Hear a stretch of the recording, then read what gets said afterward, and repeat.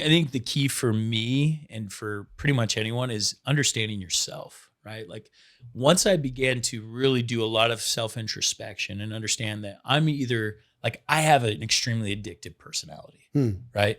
Like if I drank alcohol, man, I would be a binger. Like it would be absolutely terrible. And I understood this about myself at a pretty young age that like when I like something, I love it, right? Like if I have my favorite baseball cap, I'm going to wear that thing till it falls off.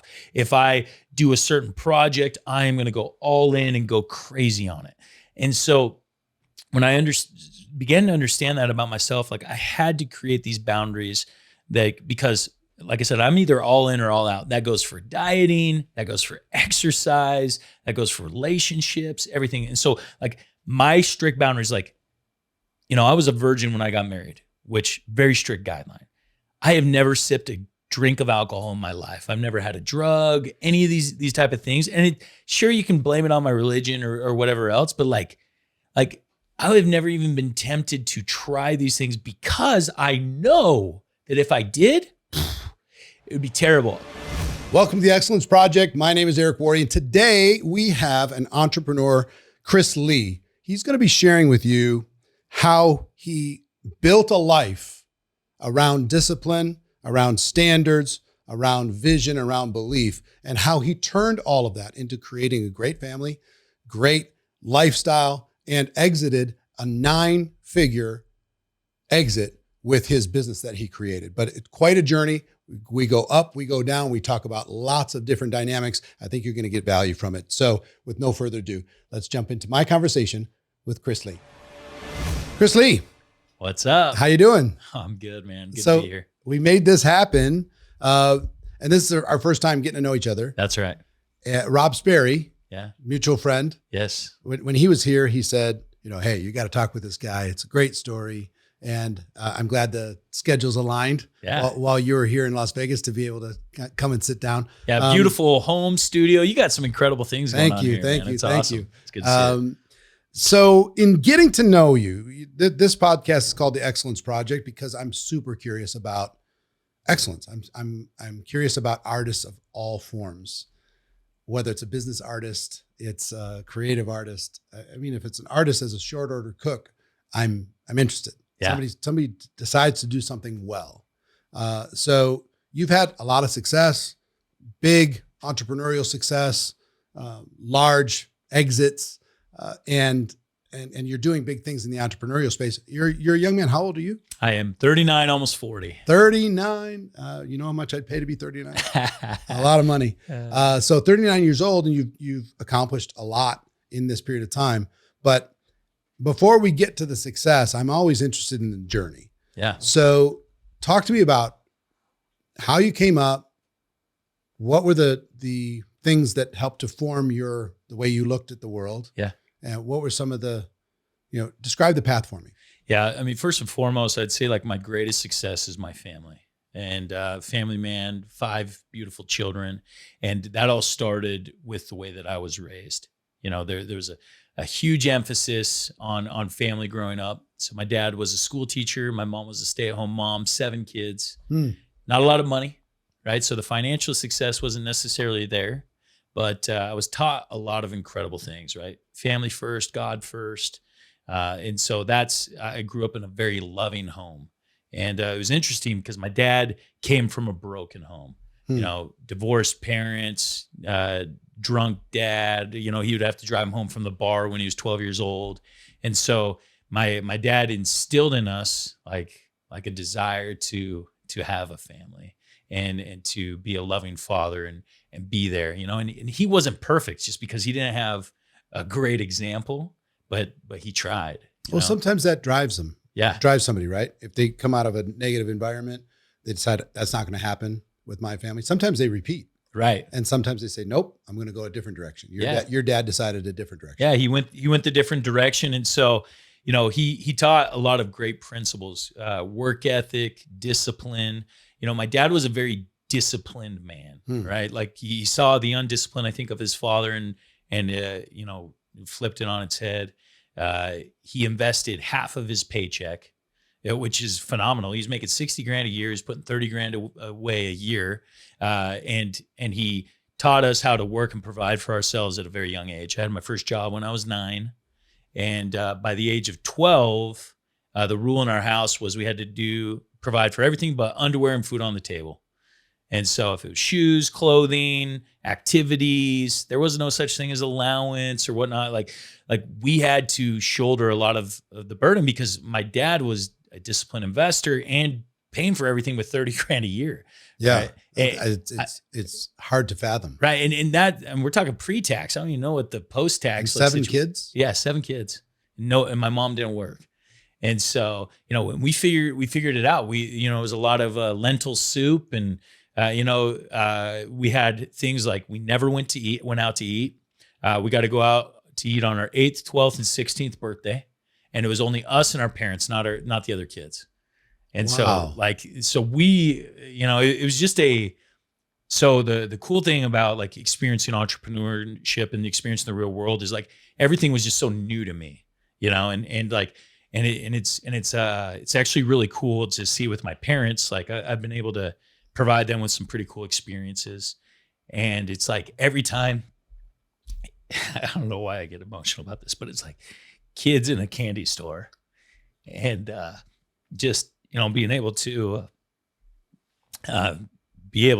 give them, cool experiences, like flying my dad to football games or, even going on his first cruise or, and they're always like so appreciative. And I think for me, like they've always just been like the example of like how to view the world, just a lot of gratitude, a lot of humility.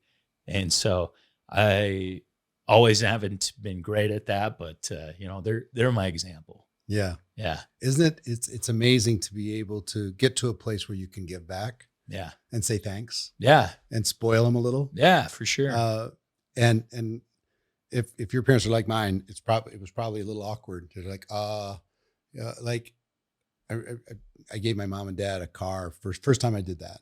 Yeah. Like on a Christmas morning kind of a thing. And my dad did not know how to deal with it because, he's bought and sold 500 cars in his life, just figuring out a way to kind of take care of the family. Right. And so a new car was like, how many used cars can I get for this? So he had a hard time. Yeah. Being spoiled by it. Yeah. You know what I mean? But it's a super joy to be able to do that, to be able to give back because all these different sacrifices. And as you're growing up, 8th, 12th, and 16th, that was the time you got to go out to birthday dinner. I love the fact of there was milestones. Yeah. That, when you hit that milestone, it was going to be something so special. You weren't sharing. I bet you were kind of proud you were going to go to that little birthday dinner. It's interesting when you live life that disciplined, it's actually a little bit more fulfilling, right? Like, and that's one thing that I've always believed is like a disciplined life is the most fulfilled life.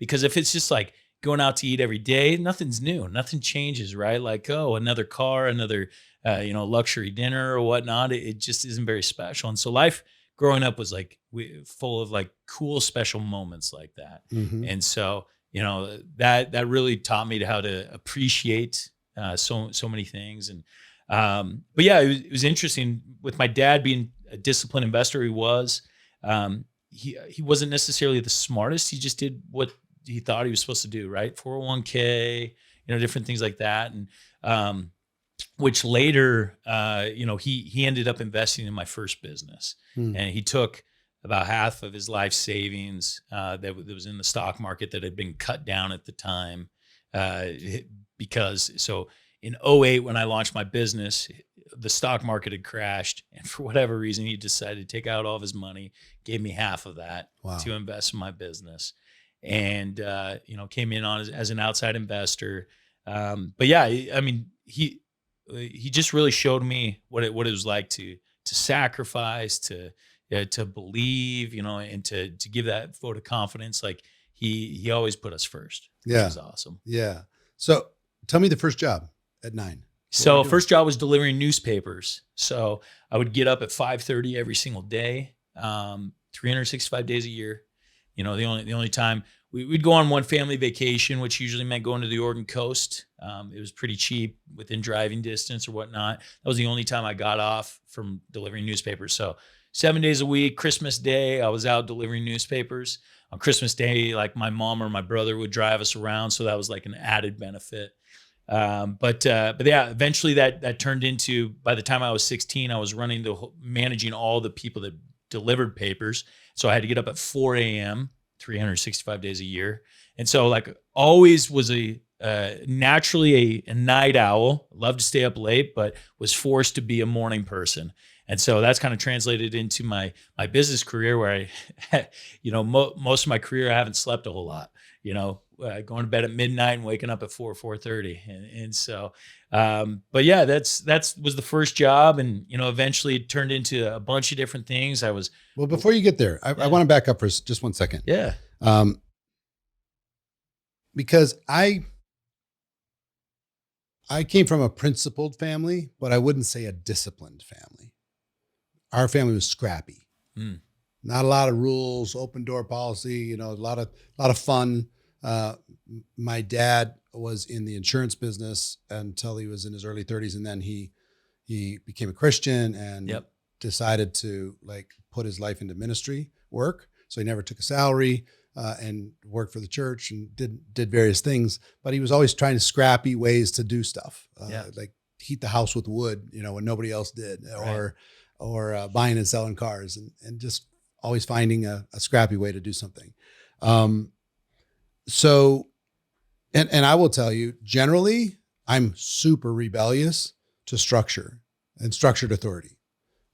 So I'm fascinated by discipline and the idea of it. And even when I say it, I'm a little resistant to it. Yeah. Do you know Rob Dyrdek? Do you know him? I know who Rob is. Have you seen any of his stuff? A little bit. Yeah. He's the most disciplined person I know. Yeah. His scorecard, I was pretty fascinated. I actually built a similar one. Really? Yeah.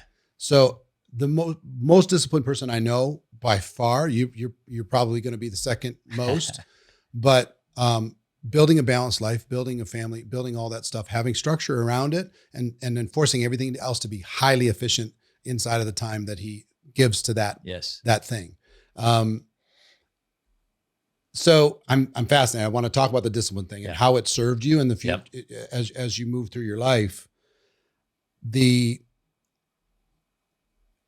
Were your brothers and sisters, did they respond well to the discipline, or did they rebel against it? Most of them did. I have one brother that not so much. But it's interesting. I'm a big believer in choice, right? In like choosing our own path and having agency to kind of decide what's for me. I'm more of a self-imposed discipline type person, right? Like I hate being forced to do anything. I hate outside authority. It was really difficult growing up. Me and my dad butted heads a lot, especially as a teenager. And, we were very both strong-headed. What was the source of the arguments? Oh, just all kinds of stuff, right? Typically the fact that I had a girlfriend and, he didn't think that I needed to be dating while I was in high school. Just pure rebellion against his authority or whatever it may be. And, but what I saw from his example was like the benefits of discipline. Did you see it then, or did you see it later? Because my question to you is, I think if all of your friends when you're growing up had the same experience, then it would be normal. Right. But when you only go out to dinner every 4 years and they're going out to dinner once a week with their family or whatever, and you're like, well, what the heck? Why is it so different? Yeah. So did you ever find yourself comparing to the less disciplined or maybe the more open and free families? Yeah, I'd say yes and no, but definitely I knew that we didn't have anything we wanted, but we also had a pretty good life. Yeah.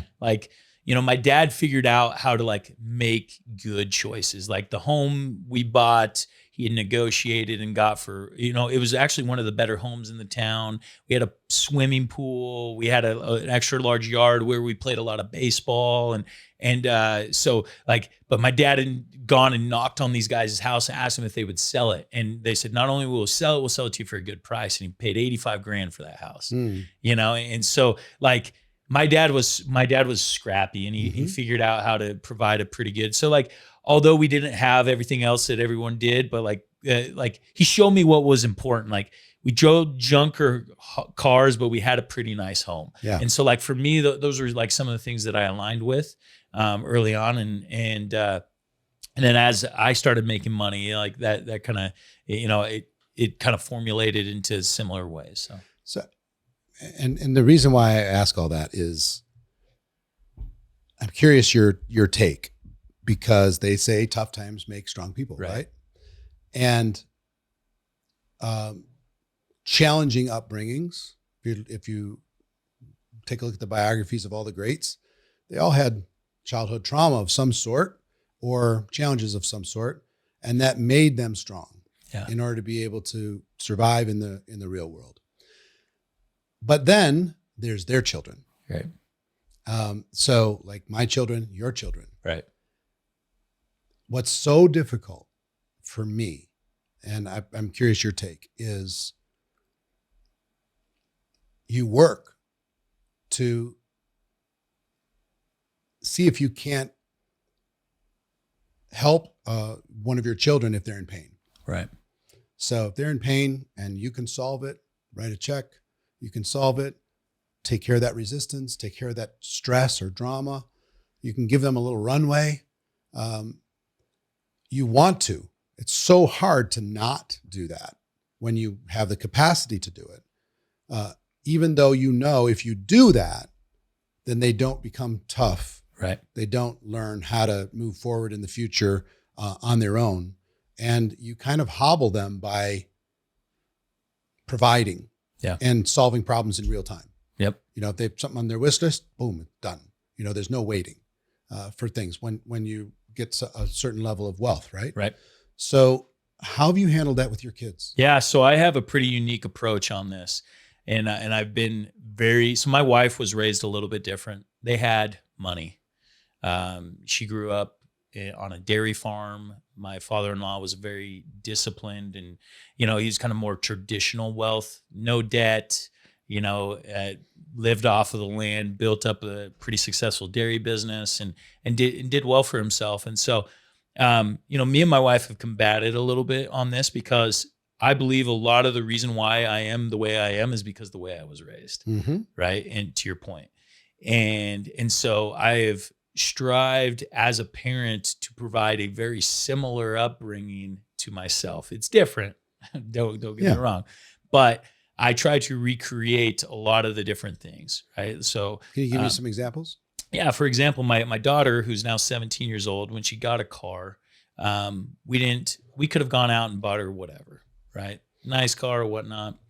Instead, the deal I made with her is I would pay for half and she had to pay for the other half. And I would pay for half as long as she kept it clean, passed an inspection, those different type of things. And instead of going out and buying a $20,000, $40,000, $60,000 vehicle, we bought her a 2008 Ford Explorer thing. I don't even know what the name of it is. 4-wheel drive, had like a lot of basic, was well maintained. We paid $3,500 for it. And so she's making payments on the $1,750. And so for me, like, that is so important to teach her discipline, to teach her gratitude, to teach that, I'm the wealthy person, not her. Right. And so one thing I've always told my kids is that they won't get a dime when I die. And so I know that's kind of a controversial topic. Like, should you set up your kids for success? Financially, I've told my kids, I will not pay for college. I will not give you anything when I die, but what I will do is I will share with you my experience, my knowledge, and I will teach you how to be successful on your own. And I said, if you ever want to bring me in as an investor into something, it has to make sense from a financial, like I will look at you the same way I do any outside opportunity. Now, hopefully you've earned my respect through the knowledge that you've gained and your experience and everything else that I'm willing to invest in you. But this isn't just a, and if I come in, it's not a gift, it's an investment. Another example of that would be, so my son currently has a nursery of trees, and I told him I would come in and I would provide 100% of the capital, but he would have to do 100% of the work. And in turn, I would get, when he sells off his product, he has to pay me back 100%. And then we split profits 50-50, right? Which is the same type of deal that I would work, outside. And so that's the type of thing that I do with my children. They have been working from a very young age. One of the things that we do on every year is July 4th, they go to the dollar store and they buy glow sticks, $1 for glow sticks. And they go and they sell them, going little picnic blanket to picnic blanket. And they start this at the age of 5. And we've been doing this ever since my 17-year-old was a 5-year-old. And so for the last 12 years, my kids have learned how to face rejection, how to keep pushing through when things seem hard, do it completely on their own. And the way I do it, I don't stand next to them. I actually stand back about 100 feet and allow them to completely do it on their own. I'm only there as a safety precaution. I don't step in or help them feel sorry for them or any of that type of thing. Like, I want them to learn through the hard knocks.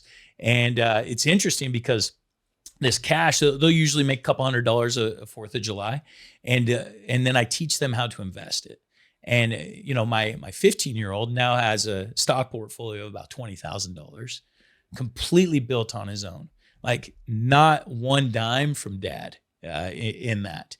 And it's from things that I have taught and principles that I do. And like my 17-year-old, she doesn't have to have a job. She can come and like, we provide more than just food on the table and underwear, right? Like, we'll take care of clothes and stuff, but she is seeing how important work is. Like, she works at Panera, and like, I would love to go and provide another job for her, but she is like, no, I love the food there. I want to do this on my own. I don't want to get a job because you gave me gave the recommendation. So she's done that completely on her own. She works 20 hours a week. She dances full time, and she's attending high school.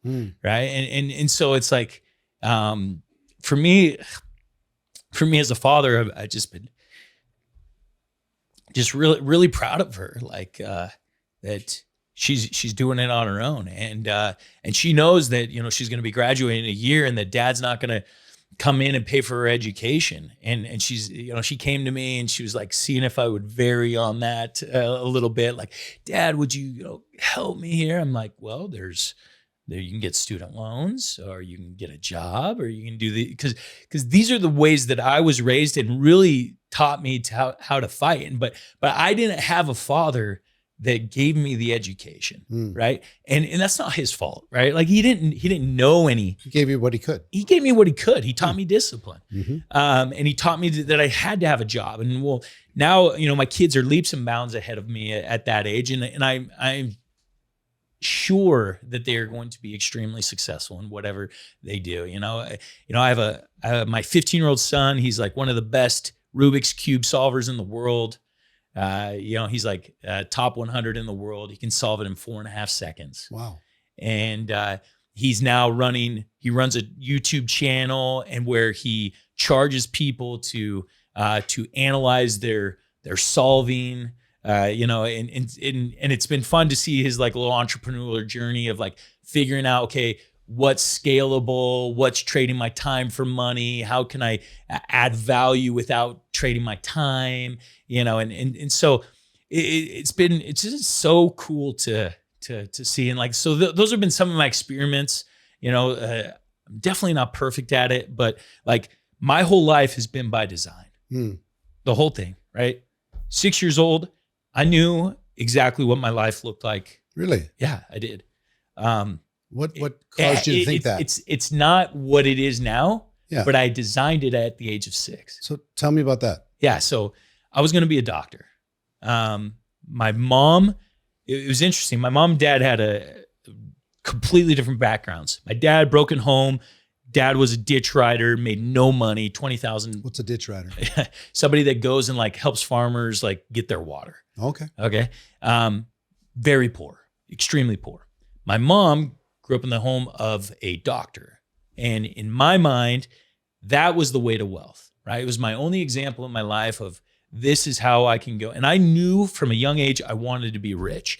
I saw what we were, wasn't necessarily rich. I saw what we had as a family. I said, I want that.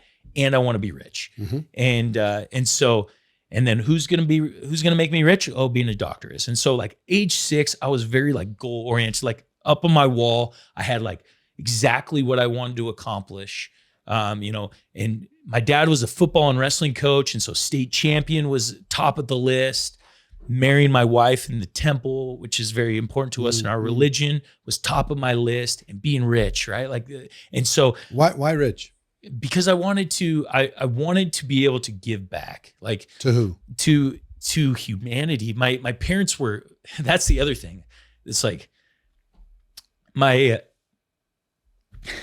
getting you all emotional. Yeah, you're hitting 3 times. You're hitting all my heartstrings. I love it. I love it. My parents were very charitable. Like every Christmas, we would pick families in need and we would go. Like we didn't have anything, and we still did it. And my parents like monthly would give to these funds that like helped feed people and pay for their utilities and like these are things that I knew growing up. And it wasn't like in your face. I just would peek over their shoulder and see what check they were writing or whatever it was.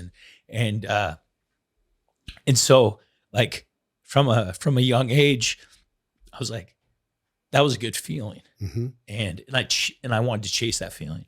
And so I knew that the more wealth I had, I could chase that feeling even more. And so, and my parents taught me that it doesn't matter how much money you have, it's the principle of giving, right? And so you can't just be wealthy and then start giving. You have to start giving at whatever level of wealth that you have, and so that's something I applied to my life, and I've tried to instill into my kids.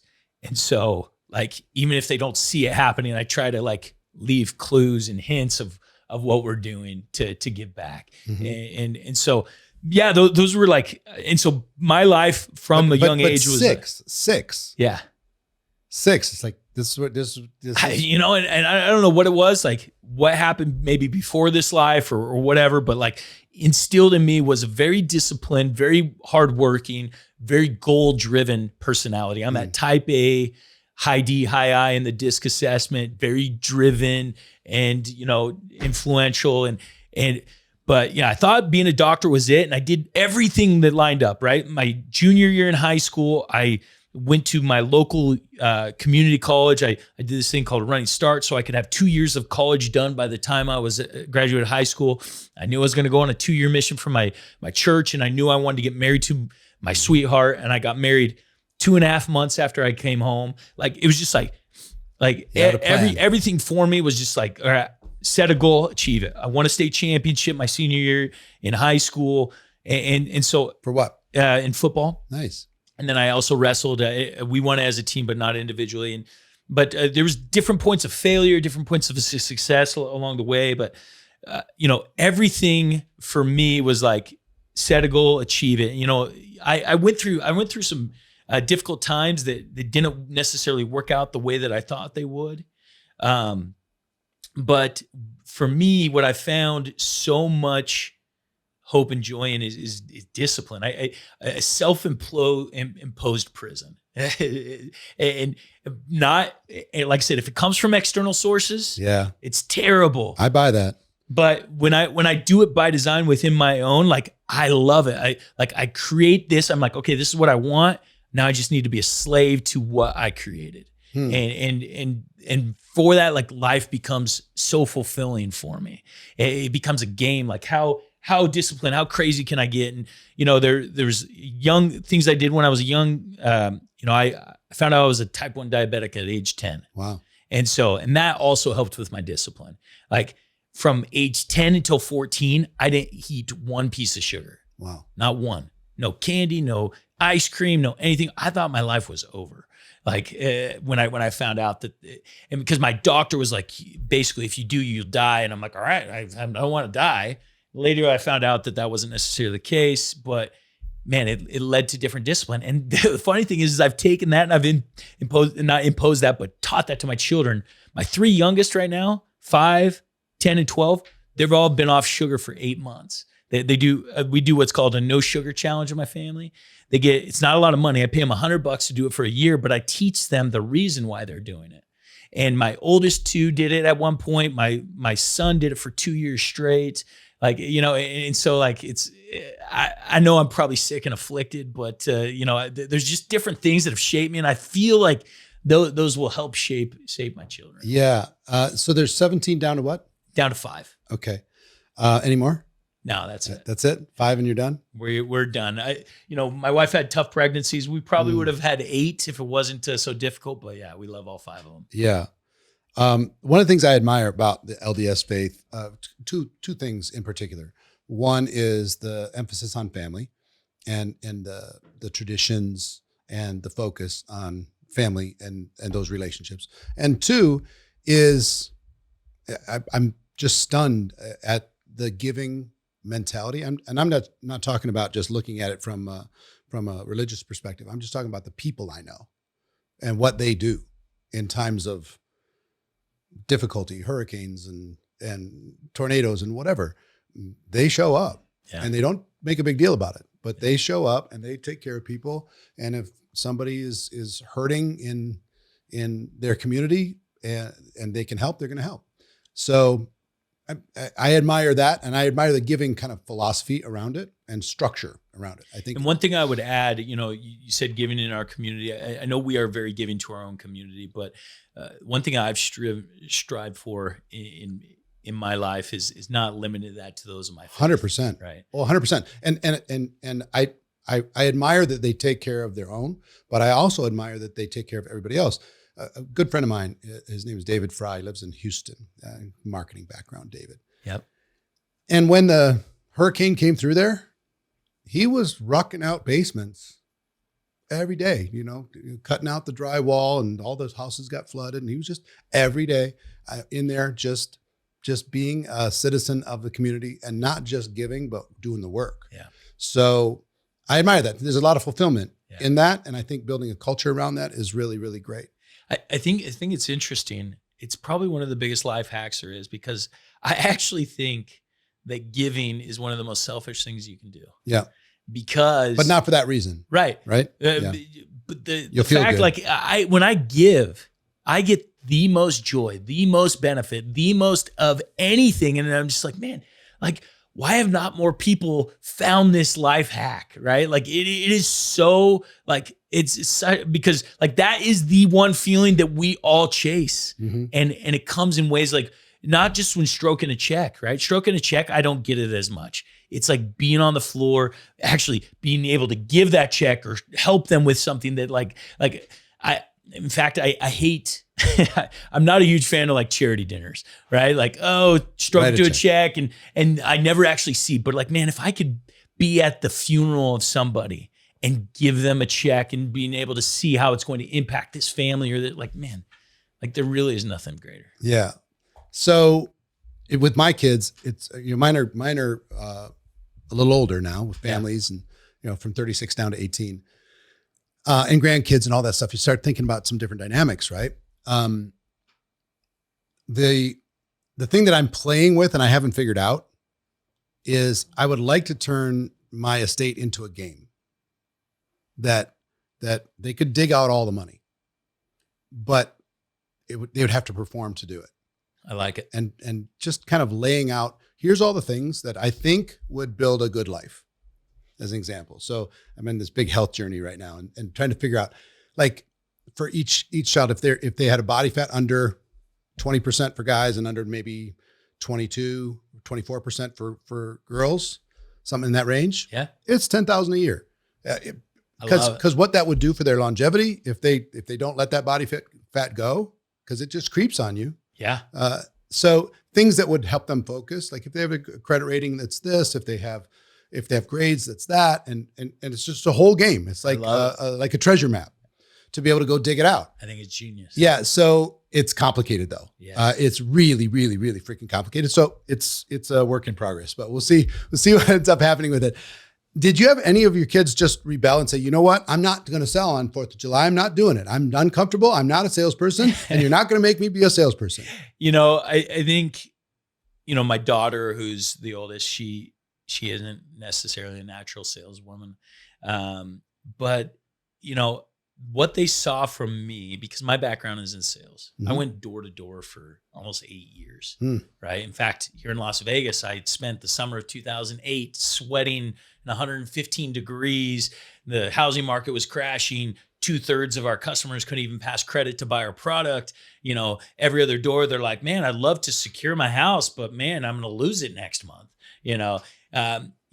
So even though my kids aren't naturally salespeople, they saw that their dad was committed to sales, and it was something that they all desired to have.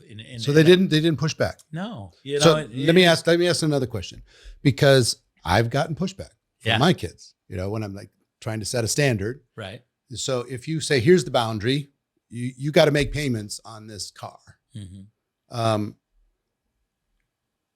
What if they don't? Or what if they miss one?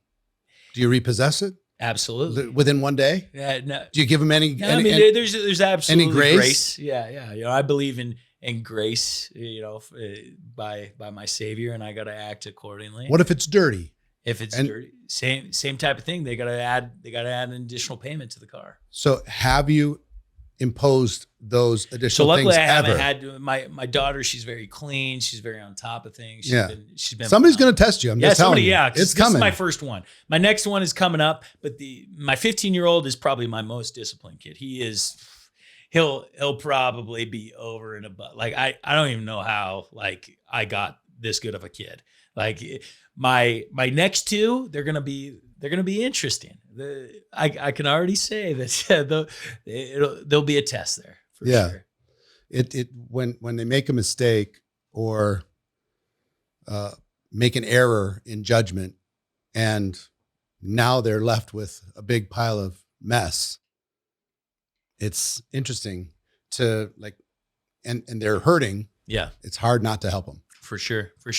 What I found is the earlier I can start, the better, right? Like for example, the sales thing, we have them start when they're 5 years old. And so it's way easier for them to do what mom and dad think they should do when they're 5 versus when they're 12 to 17 or whatnot. Right. So.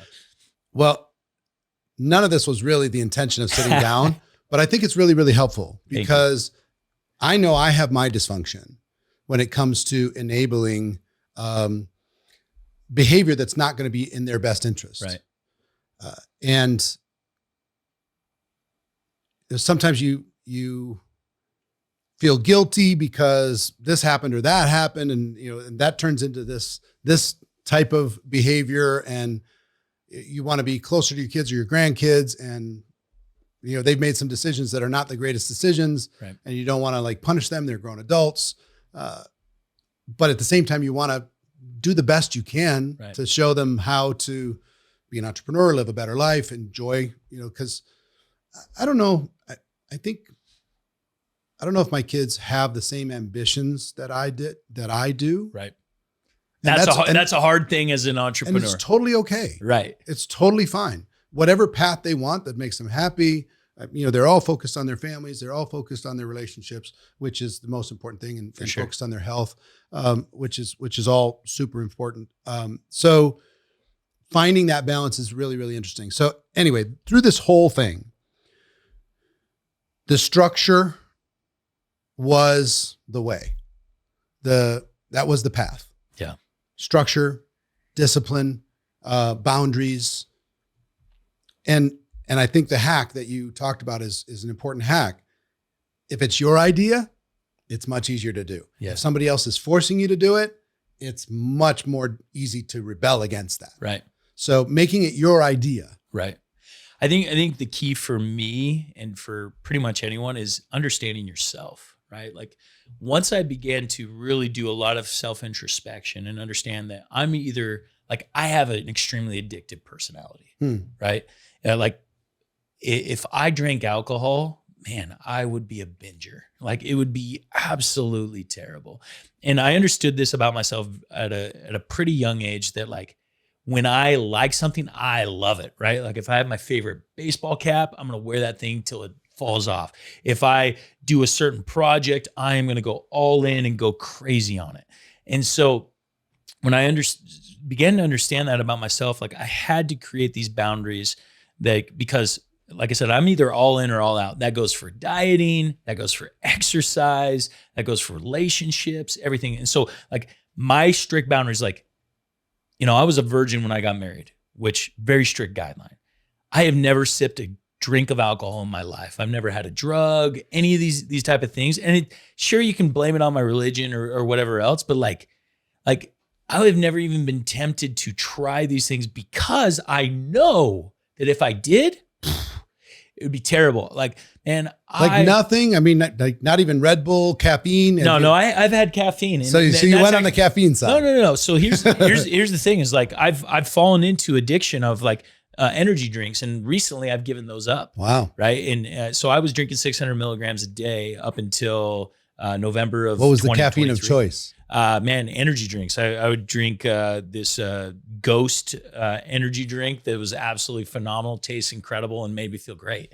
But I knew, like, because of my addictive personality, it is terrible for me to be addicted to anything in any way. And so, like, I cut it hard, cold turkey about 3 months ago, and that's been a new thing for me. But like, I have to create like so much discipline in my life. Like right now I'm living a diet, no sugar, white flour, fried foods. I've been doing that since June of this last year, 0 cheats. I put it out on social media. If you catch me or ask me about this and I tell you about it, I owe you $1,000, right? Like these are the kind of boundaries that I have to create. Creating accountability structures. Yes. Like, because I know the fear of loss is greater for me than the motivation to gain. Right. And so like that, I think, is one of the biggest principles you have to understand. Everybody's motivated by one or two: fear of loss, motivation to gain. And if you can find what's greater for you, then you can structure your life around that. So for me, fear of loss is, and so I create disciplines. Castigos is what they call in Spanish. Punishments. That's the one in English. So you create punishment. So I create a punishment structure in my life because I respond better to that, because fear of loss, telling somebody that I screwed up or whatever else, is more painful to me than any type of like upside or fancy car or reward or any type of thing. And so like that is where I found most success in my life, is just developing my life and creating hard boundaries and these are but once again, all self-imposed, but studying the greats, studying people, studying the Rob Dyrdeks of the world and what they're doing and saying, okay, these are the recipes for success. I will forget about the results, forget about the output, and just focus on the input. This is the recipe. And regardless of whether the fruit is created, I'm going to focus on becoming an incredible tree. Yeah. Now, I would challenge, you would say you're kind of free of addiction, right? Yeah, I'd say for the most part, I'm definitely addicted to success. I'm definitely addicted to my family. So addiction to bad things for the most part. So yeah, I believe that all of us have addictive personalities. Every person on earth. It's just, what addiction are we gonna pick? If you're addicted to your family, great. You're addicted to health, fantastic. Yeah. You're addicted to your faith, wonderful. You're addicted to discipline, yeah, great. So long as it's not destructive, you can use that personality in order to be able to guide in better, more productive outputs, right? Absolutely. I just want to jump in and say, I hope you're getting value from everything that we do at the Excellence Project. And if you do, make sure to follow us on all the social platforms. If you look up Eric Worre or the Excellence Project, you can find us on Facebook, Instagram, TikTok, YouTube, LinkedIn, everywhere where you get your content on social media. Find us over there. We'll continue the conversation. Back to the podcast. So, all right. So this is all fantastic and great. And listen, I have to create accountability structures around myself, like layers and layers of accountability in order to be able to force me to do what I'm rebellious against doing. Yes. So, and I've learned how to do that in business, but other areas of my life, I'm still trying to figure out. Okay. Fast forward into your business life. Yeah. So and I think the theme of this whole first part of this conversation is amazing. And at the end, I want you to give some advice to somebody who maybe isn't as structured as they would like to be, how they can start that journey towards being more structured and how free it is at the end. But talk to me about your business life and what's happened over the course of the last 10, 15 years. Yeah. So the last 10 to 15 years have been like a roller coaster. So, I started as a college student when I was planning on being a doctor, knocking doors and selling products. And, what were you selling? All different kinds of things. My first summer I did what's called pest control contracts, right? Did that out in North Carolina. Because of this, I moved to me and my wife got married, like I said, 2 months after my mission. I moved her around 14 different times. And, we've chased the dollar a lot. And, my first summer, I made $65,000 in 3 months. And I thought, man, more money than my dad in a 3-month period. This is phenomenal. And my next summer, while still going to college, I made $105,000. I'm just like, dude, I got a pretty good, thing here. And so then my mind began to wander. Maybe being a doctor isn't the right route. Maybe going to school for the next 10 years and getting in all this debt really isn't the route that I want to go. What I loved about potentially being a doctor was helping people and making a lot of money, right? And so I'm like, wait, if I can make a lot of money and help people other ways, like maybe that's a different direction. And there was a professor of mine that I had that he taught a medical class, but his whole semester, he really focused on trying to convince us not to be doctors. It was the interesting thing. And one thing he said that stood out to me and changed my life, he said, you can save more lives running a successful business than you can ever as a medical professional. And I began to like ponder on that, like what does he mean by that? And so it became, as I began to launch businesses, it became my life's mission to save lives through business and becoming and being a business owner that focused on like the whole human development. And so I launched my first business in 2008, fall of 2008, right after I came home from knocking in the dreaded heat of Las Vegas. And, I raised money from my dad, who gave me half of his life savings. My father-in-law put $1 million into this. And we said, we're going to go and take over the world. I was 24 years old. What was the business? It was a home security door-to-door business. And I said, we're going to go and take over the world. I know how to do this. I already know everything I need to know. The entrepreneurial myth, right? Like I've already done all the technical work. I can go and run a business. Right. So, I could sell ice to an Eskimo at that age and including to my dad and my father-in-law. And I said, look, we're going to go be bazillionaires. Look at the spreadsheet. It's going to work. It's going to be fantastic. 2.5 years later, it was filing bankruptcy. And, 2008, 9, and 10 were difficult years. The shutting down of the financial markets, banks being, closed left and right. There was one point in our business, we needed 125 accounts to sell a month to break even, like to cover our fixed expenses. And they limited our company that was buying our contracts, limited it to 100 a month. And so like we couldn't even do it, and we couldn't even sell to anybody else because of UCC1 leaned against our business and all kinds of crazy crap. Poor decisions, egocentric based decisions, bad partnerships, all kinds of just terrible things, young, dumb, and stupid as an entrepreneur. End up filing bankruptcy, lose everything, car repoed out my driveway, less than $1,000 in my bank account. Have to go and tell my father-in-law, guess what? I lost everything. It's gone. I don't know. Legally, I don't owe you anything because I'm filing bankruptcy, but someday I'm going to make it right. He didn't handle it very well. I went to my dad. Same thing, but he handled it like a champ. And he said, son, I know you'll make it right. And the fact is, so he had put $200,000 into my business, and that was at that point half of his life savings. And that meant so much more than the $1 million that my father-in-law had put in. But he believed in me, and he handled a difficult situation with just everything that I would hope that I could do. Mm. And like I said, my dad has just been a hero throughout my whole life. Mm-hmm.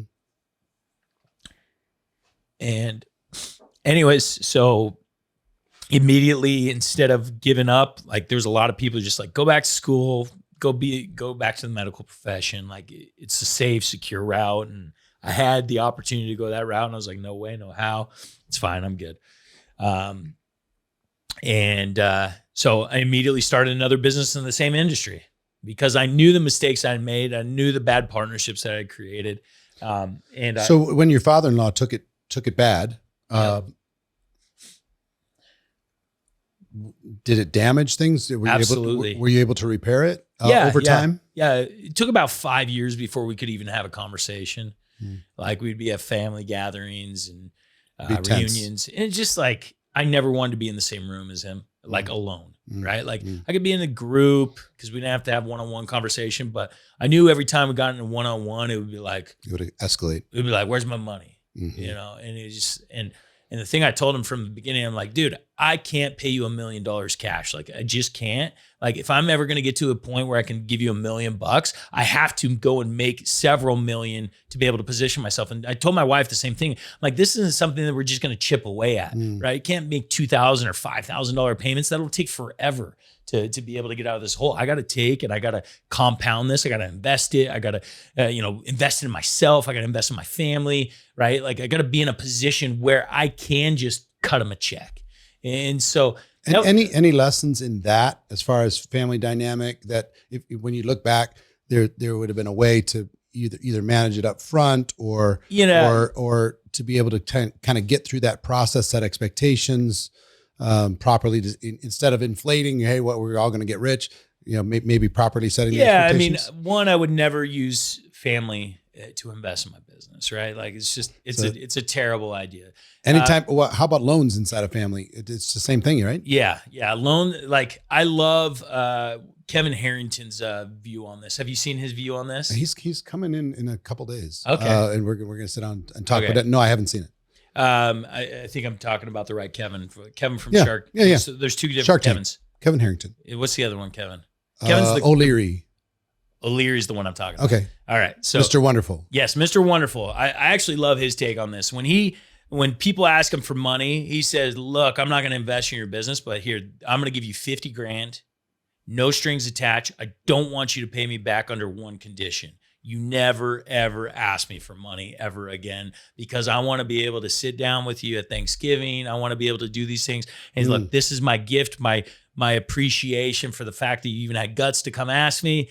But no, that's it. No business, no nothing. Here and take it. I'd say with my kids, it's going to be different, right? Because once again, I want to be able to outside invest into them. These are my own little teach them chicks that I want to raise and grow into, incredible people. And but yeah, as far as like extended family, whatnot, no way, no how.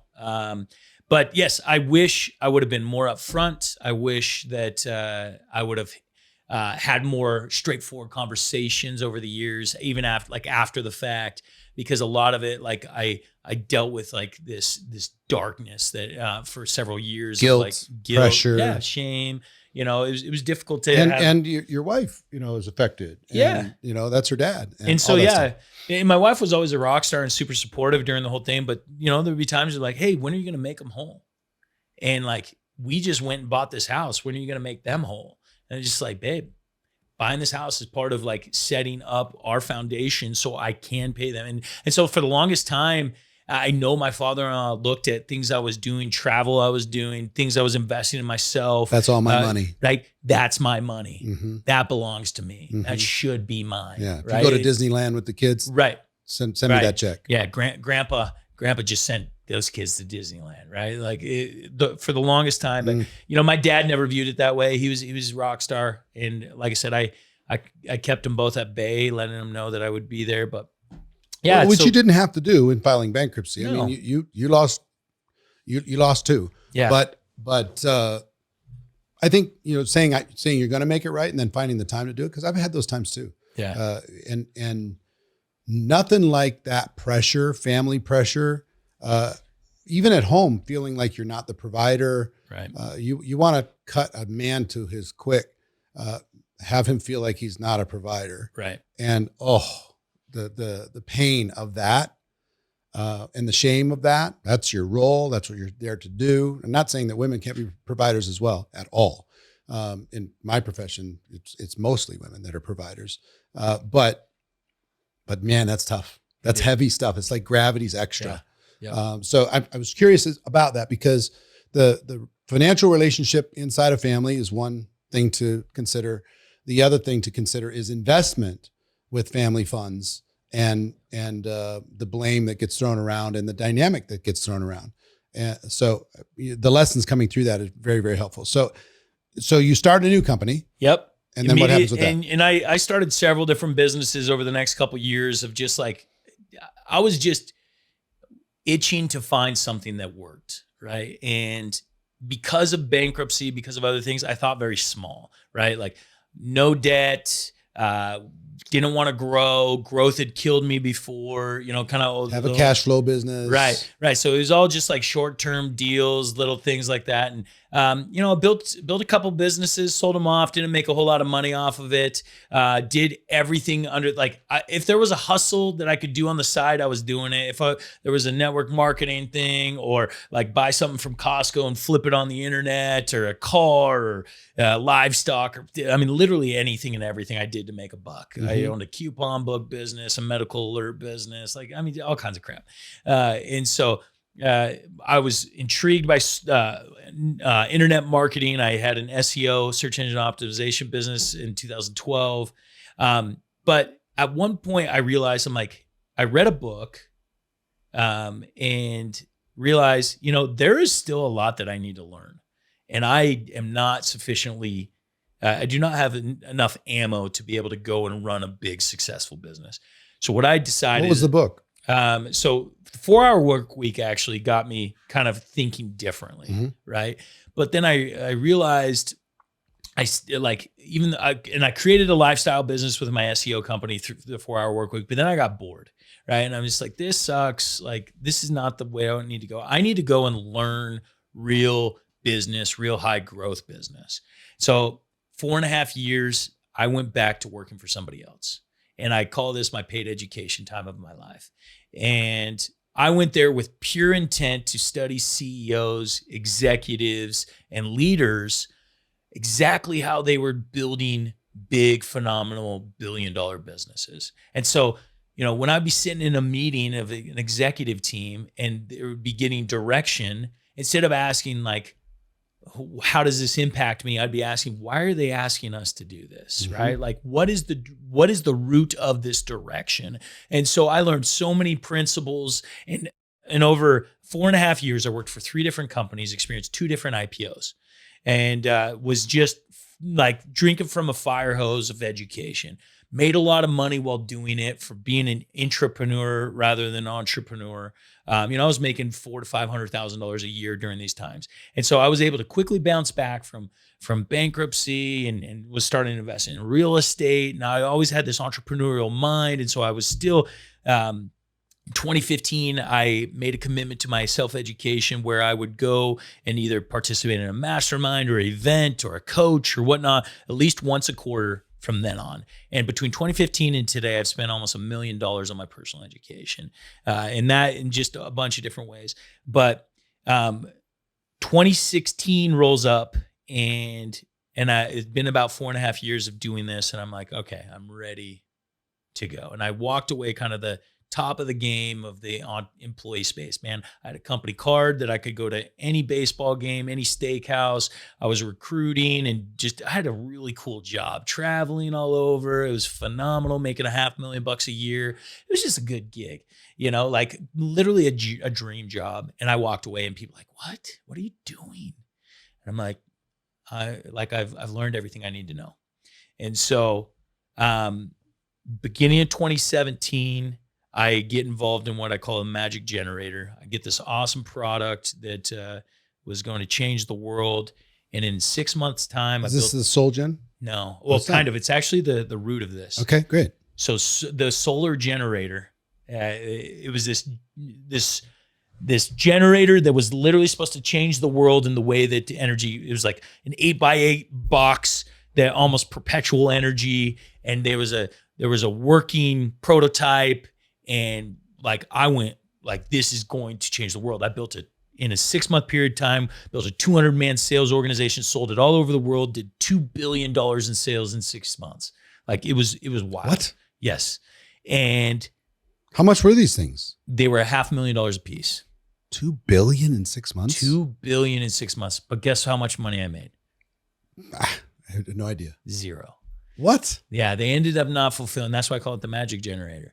And so it was a story that didn't work. Yeah, the manufacturer's always like, oh yeah, we got 200 on the line. Wow. They're coming in. And we're seeing active prototypes. I'm flying in engineers, checking a look at this thing. I'm flying in world leaders. I put about $300,000 of my own money into this, flying people in, checking it out, and everybody's like, this is it. This is going to change the world. And I mean, we're meeting with prime ministers of different countries, world-renowned leaders in 6 months. But here's the cool thing that this taught me. One was it wasn't the product that allowed me to network into that. It was my belief in it, right? And so what I thought is man, if I can have that much belief and that much just evangelism about a product, right? It doesn't matter what it is, right? I can create that kind of movement, right? And so that taught me that. And the second one is not to put all my eggs in one basket, right? If I could have gone and leveraged these relationships and just had an additional product on the side. And I literally let these relationships burn because I had gone so far in and didn't provide them a solution. So when you said $2 billion in sales, was it $2 billion in orders or was it $2 billion in actual dollars? Signed contracts, finance lined up, cash ready to transfer. But it didn't transfer. Didn't transfer. Okay, so at least there's that. Yeah, at least I didn't screw a bunch of people. Yeah. Right? So all right. That could have been terrible. But meanwhile, I've never been one to just sit and live off my savings. I had some different things going on, irons in the fire in the solar industry. And I got frustrated with a lot of that going on. And man, this thing's not working. Nobody's getting fulfilled on. The solar thing is kind of frustrating. I'm going to go and launch what I know, which is the solar industry. I'm going to launch it out of my garage. I'm going to do it the right way. So fall of 2017, right before that, I had taken a marketing course to learn Facebook ads right before anybody was doing it. And we became pioneers in the space. And I said, we're going to own this thing A to Z. We're going to only invest in things that are going to give us an ROI. We're going to operate out of my garage, but we're going to look like $1 billion company online, in person to the consumer. But we're going to operate this sucker out of my shop. I had a 3,500 square foot shop. 400 square feet of it was finished. And, right over here, this guy over here, number 8 employee at that business, eventually of 1,300. And, So what was the product? This is SolGen now. Yes. So SolGen starts, you're the founder and chairman of that company. Yep. That starts what year? 2017. 2017. October 2017. The end of 17, after the solar generator magic product didn't deliver. Yeah. $2 billion in sales. You have to say, no, sorry guys. Those were never delivered. So what was the product? So we were coming to, one thing I knew from knocking on a lot of doors is I knew the residential customer. And I had experience in those 4.5 years I worked in. Half of that time was in the residential home solar space. And so I knew the space, knew the customer. Most of my experience was in sales and marketing, but I knew that in order to provide an incredible solution, be a differentiator in the industry, I needed to be fully integrated, and I needed to go into markets that weren't traditional solar markets. So where everybody else in the industry was going after the low-hanging fruit, the Nevadas, the Californias, the Hawaiis, like the places that solar made sense, I said, I'm going to go to the worst state in the union to do solar, Washington State. Cheapest energy, lowest sun hours, like all the different things. And that's where we launched it. We launched it out of my garage in Washington. So who created the product? Was it another manufacturer and you were? Yeah. So essentially we did everything except for manufacture panels. So in the solar space, it's a very commoditized industry, right? Essentially the same panel, same inverters, those type of things. Really what differentiates you is the experience, the sales process, like Customer service, the team building, everything else. And so that was, and as I told you, my life's mission has been like focusing on building teams and focusing on the full human development. And so that's what we did. And from day one, everything was done on purpose in that garage. So what was the sales process? How did people go make the sales? You had 1,300 people. How many of those were salespeople? About 300 of them. The 300 salespeople, what was the sales? So eventually it kind of morphed, but initially when we started, we'd generate a lead online. We'd send a sales rep after the lead. They would go and visit with the homeowner in the home. They would get a copy of their electric bill. We'd create a proposal. We'd present the proposal, sign them a contract. They would qualify for zero down financing. We'd associate the bank, everything like that. Then we'd go and do the whole process, permitting. We have a whole back end that has to take care of engineering and permitting. It's way more complicated than people think it is, right? And so then we'd have that back office. Then we come out and we installed on their roof. Eventually that turned into 18 different warehouses and locations that we're installing out of, running crews of all different sizes in different states. Eventually, the sales process became a virtual process. We actually converted that pre-COVID, which was pretty phenomenal. Mm-hmm. Like we got into it 4 months before COVID. We converted most of our sales into virtual sales. And so by the time COVID hit, we were rocking and rolling. Yeah, it was pretty crazy. So what happened in sales from that company? Because I know the big exit. Yeah, at least so the number. year one, we do $16 million in revenue out of my garage. By the time we left my garage, which was 2.5 years later, we had done $75 million in sales. My last year as the active CEO of that business, we did $233 million business. And then when did you do the exit? So we exited May 2022, but I continued on as the CEO for one more year, running that business. And then May of 2023, I stepped down as the CEO. So how big was the exit in May of 2022? It was large. It was in it was 9-figure, good amount of cash off the table. Like, can I say or no? Sure. It's 350, actually, is that right or no? Yes. In that range. So eventually, I actually experienced kind of two exits along the way, but yes, January of 2023, the valuation was $350 million. Yeah. $350 million. Yeah. So first real big exit, right? Yes. Of your life. For sure. Like the most I'd sold something for is a couple $100,000 up until that point. So what's it like? And I'm assuming you didn't have 100% ownership of it. You had partners or whatever. So the beauty is we built it without outside funding, so no loans or whatnot. But I have a main business owner, Daryl Kelly, and then I had one other co-founder. But yes, me and Daryl had the majority of the equity. So you have this massive exit. Yeah.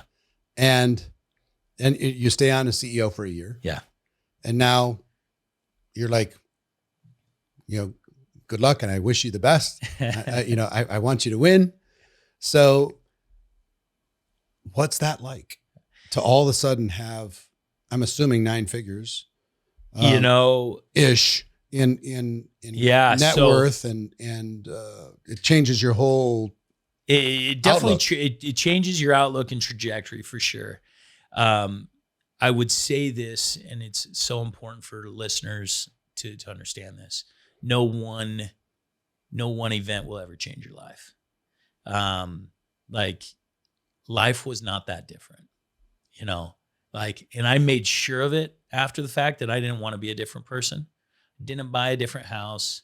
Didn't buy, like, since exiting my business, I bought a nice watch and a pimped out Mercedes-Benz van. Like Airplane? I had a jet before we exited. So What kind of plane do you have? Phenom 300. I actually sold it this last year. I had it for a year and a half. It was fantastic. There's some ups and downs about jet. Do you own a plane? Yeah. Yeah. G550. Okay. Yeah. You know, there's some ups and downs of owning a jet, and like It only makes sense if you charter when you're not using it. yeah. And unfortunately we live in a place where you don't charter. But the other issue was like 20% of the time there would be an issue with it when we go to use it. And it's just like, and then there was because we're in a small regional airport, there would be no alternative, right? No commercial flight, no private flight. And it's just like, we planned this trip and we want to, and so we got an offer on it this last year for significantly more than what we paid for it. And I'm just like, yeah, you know, I'm in the process of looking for something. But you know, it's funny. I found that like some of these older jets are more reliable than these nice, like the Phenom 300 is new and all this stuff. And like, it was less reliable than a freaking 1988 Cessna Citation. You know, like it's pretty crazy. So I got to ask, because usually in relationships, there's your husband and wife, there's a spender and there's a saver. You know, there's a risk taker and there's a risk averse person. Yep. Both me and my wife are both spenders, and we're both totally fine taking risks. Yeah. You know, that's interesting. We have the ability to earn. Right. So we do stuff before we're ready all the time. Yeah. Stuff that wouldn't make sense to a financial advisor all the time. We're pushing the envelope. We're you know, building a studio, buying a plane, doing all kinds of crazy stuff.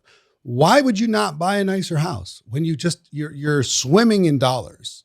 Why not enjoy it? So going back, my life has been by design since day one. Mm-hmm. And part of that design was I knew I always wanted to raise my children in Eastern Washington, because I wanted them to have a similar upbringing. I wanted to have them similar values. I wanted them to learn these things. And so in 2016, November 2016, we purchased 23 acres, so a small hobby farm with a home that needed renovated. It was a nice home with a nice shop, needed renovated, but we knew that this was going to be our canvas, our blank palette in which we wanted to create our life. And so we spent a lot of money on upgrades and different things like that. But like for me, that place isn't a financial investment. It's home. It is my place where I go to create. Like I have 9 acres of cherries and 2.5 acres of walnuts and 2.5 acres of yard with like this. And for me, I love to be the person that goes and oh, imagine this being here and doing these different things. And so like I am an artist by nature. In fact, like that was one of my favorite things was to draw and paint and things growing up. And so although we could afford it and we could go and say, yeah, we can go and buy this perfect house. It's already done the way that we want it. That's not what life's about for me. Life's about is creation. I love to create and I love to actively be creating. So if you go to my house, you're going to see 10 different projects going on right now because that brings me joy. That brings me happiness. And at the same time, I did not want to send the message to my kids that like, this isn't enough. And you were done. Yeah. Right. Like this isn't enough. Like this is enough. Right? Like you don't need things to justify who you are or whatever it is. And so that was important. My kids to be around their same friends, the same area, to continue to work on this palette. You know, the reason I have these orchards is for a place for my kids to work and to learn that ethic and those type of things. And I didn't want to change that narrative. No, I totally buy that. And it sounds lovely. The whole place sounds amazing. It's awesome. You know, I grew up in the Midwest, so spaces and nature and all of that stuff is special and really nice. So it sounds amazing. I've seen this little postcard, you know, in my mind as far as what it looks like with your kids running around and you enjoying it, you creating and having all that space to do it. But what I will say is that when I walked away from my business a year ago, or almost a year ago now, it was the most depressing point of my life. I tried retirement for about 6 weeks, and it was dark. Why? I felt probably like the way a mother is after she gives birth. Um, just that my baby was no longer my baby. Hmm. And, or maybe probably better when an 18-year-old moves out, right? Like you've raised this child, you've done all, and now I have no more direct control. And, for me, the biggest joy in life comes from actively creating. And I wasn't actively creating for, and I've heard a lot of people that go through this, usually it takes them longer. For me, it was 6 weeks. And I was like, no more. I can't do this. I gotta be involved doing something productive. And so one thing I would tell, like going back to the whole thing, like there's no one event that will change your life, because life is not about the culminating moments. It's what created the culmination. And so like, that's why, like my message, why I have fruit trees is like, the goal is to become a incredible tree that can produce the fruit. It's not the fruit. Like fruit comes and goes, and weather can impact it and all different types of things. And too often we determine what we're going to do based off of the result that we got. And like, it's not about that. It's this, it's like who we're becoming daily. And so like that, getting back there of like, okay, I just got to focus on becoming the best version of Chris Lee and building and doing incredible things like that. That's what my life's about. So I think most successful entrepreneurs, they have a phase which is about accumulation to be able to have access to do better things, cooler things, interesting things. Yeah. It's a game, it's fun. Yeah. And then it becomes, for the ones that are successful, for the ones that I see that are miserable, it stays about accumulation. And they're just unhappy and they don't know why. And they become cynical to the world and cynical to their people in their lives and cynical to their families, and all kinds of cynicism sets in. And those that pivot from accumulation to contribution, those people, it's people don't understand how much fuel there is in contribution, how much fulfillment there is in contribution, and being value add in some other situations. So you find yourself with a lot of money and a little bit without a rudder, you're like, where am I supposed to go now? Because your whole identity was built around creating teams and doing all this stuff. And now you've handed this off. But you have the money, which can be now an accelerant to other people's good ideas. Absolutely. And you say, okay, I'm going to look at how can I bring value in my knowledge, my experience, and my money into enterprises that will help other people live a better life. Yeah. So that's what it's been this last year? Yeah. So we established the Founder Project. So going back with my same co-founder, Daryl, he's come in, and I brought on a couple other guys that are in similar boats, and it's just a passion project, and at the same time makes money, like which is phenomenal. So we work with founders. So I run what's called the Founder Podcast, where I get to interview incredible, successful entrepreneurs and founders of incredible businesses. And then we do masterminds, and we run like weekly consulting groups. It's the stuff that I'm passionate about, right? Like, and at the back end, we invest and we consult for equity, and we do all different types of things. And it just puts us into all kinds of industry, and just the thing that like gives me joy, right? Growing businesses, growing people, speaking on stages. It's really like just the best of the best, and would only be possible if I had gone through what I've done. Yeah. So the idea being you got control of your purpose again. Yeah. You had this little gap, and I've felt it. I've lived it. And then you go, this is not for me. I mean, for me, first time that happened, I was like golfing with 70-year-old people, 4 days a week. And they're like, what is happening? I call it a success coma. Some people go into this success coma. You can't accuse them of not working. They're still around, but they're not doing what they're meant to do. Right. It's not their purpose. When you find it again, you're like, this is what I miss this feeling, this creation feeling, this contribution feeling. Yeah. So anyway, congratulations on all of this, and congratulations on the success and on the journey. Congratulations on, I find it fascinating, the whole concept of discipline self-discipline, creating boundaries for yourself, identifying what are the standards. I have to ask, when did the payback happen with dad and with father-in-law? Yep. And what was that like? Yeah. So about a year before my exit, I paid my dad back. Cause he was the first one I wanted to take care of, right? Like he had done it the right way. It was more meaningful to him. I paid him back the initial principal. But along the way, I had given him a truck, and I had given him. I think probably one of the most influential things I did was I invested in real estate, and I taught my dad real estate along the way. So over 10 years, I helped him build a portfolio of more than $1 million in equity, which was pretty awesome. And then I paid him back. And so like I paid him in more ways than Sure. one. And that was awesome. Right. Like, Levi, my guy over here was there. We did a little hidden camera. He was recording on his phone, and when I pulled out the check and gave it to my parents, and that was something very special. And then after my exit was when I cut the check to my father-in-law. And but I had let him know about a year and a half before we exited. I'm like, hey, look, it's coming up here pretty soon. We're working on it. Like there will be something happening, and that was a relief. But by that point, like probably a few years prior, me and my father-in-law had actually repaired our relationship. Right. We were on good terms.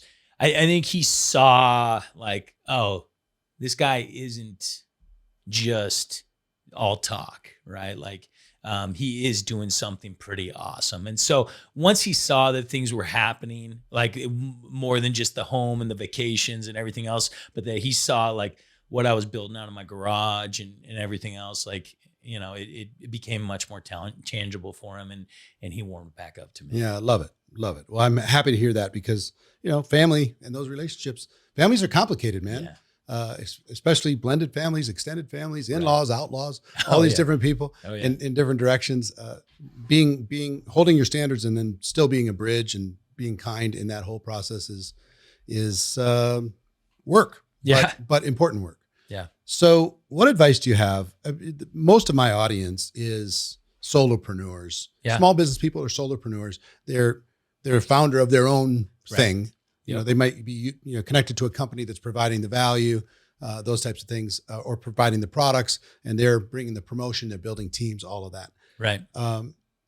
What advice do you have for them when it comes to discipline, number one, standards, number two, and vision, you know, the belief and the passion that you talked about?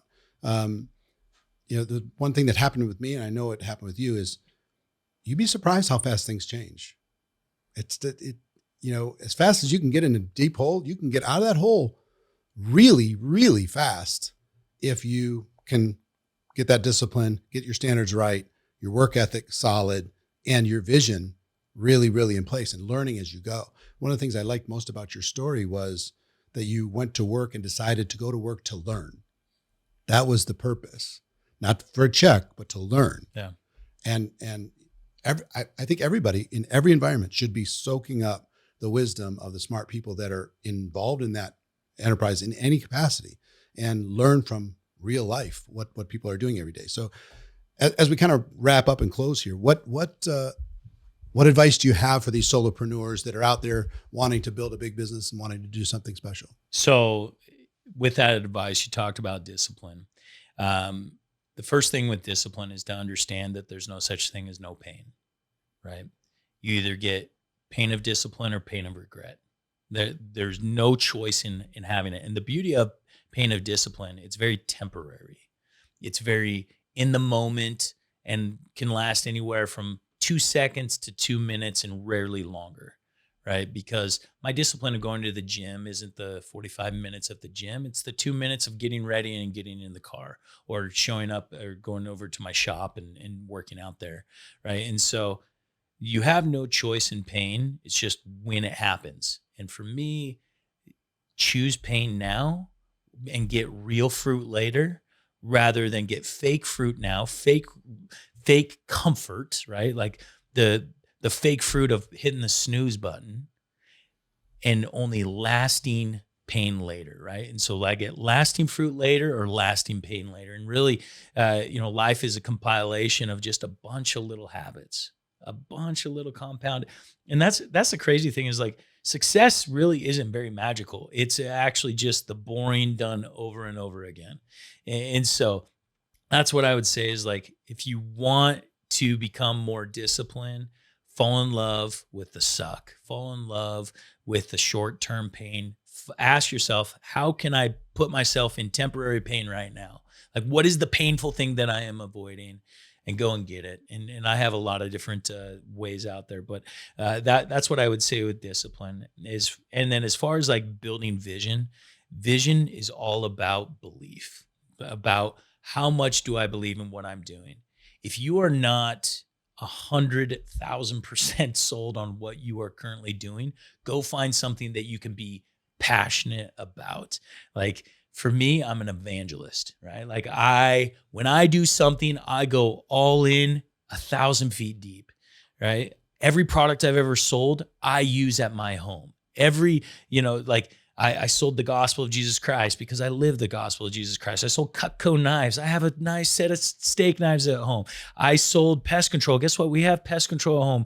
I have the best home security system, the best solar system, because like all these things I believe in so much. And the advice I always have to any person in sales or network marketing or whatnot is like, if you're not behind a product that you believe in, get behind something that you believe in and become the evangelist. The goal of an evangelist is not to get people to believe the way that you believe. It's to get other people to believe that you believe, right? Like they just need to become a believer in you. And so get people to believe in you. And the only way you're going to get people to believe in you is you got to believe so much in your purpose, so much in your passion, so much in what you're involved in. And so for me, I only take things on in my life that I can be 1,000% an evangelist. And if I can't, I say no, right? And that's probably the biggest piece of advice I could give to anybody. If you can't give it 100,000%, say no, and it's okay. It's okay. You're going to let down a few people. You're not going to be able to please everybody, but that's okay because it's not your thing. Find your purpose, become an evangelist, and get after it. That's what I say. Chris Lee, thanks for stopping by. This is an amazing conversation. We'll put how you can connect with Chris and all of his various projects in the show notes. But again, I appreciate it. Thank you. So that's my conversation with Chris Lee. I hope you got value from it. I know I did. So many things to think about. I want to listen to it again to make sure that I collect all of the things. There's no such thing as no pain. I love that.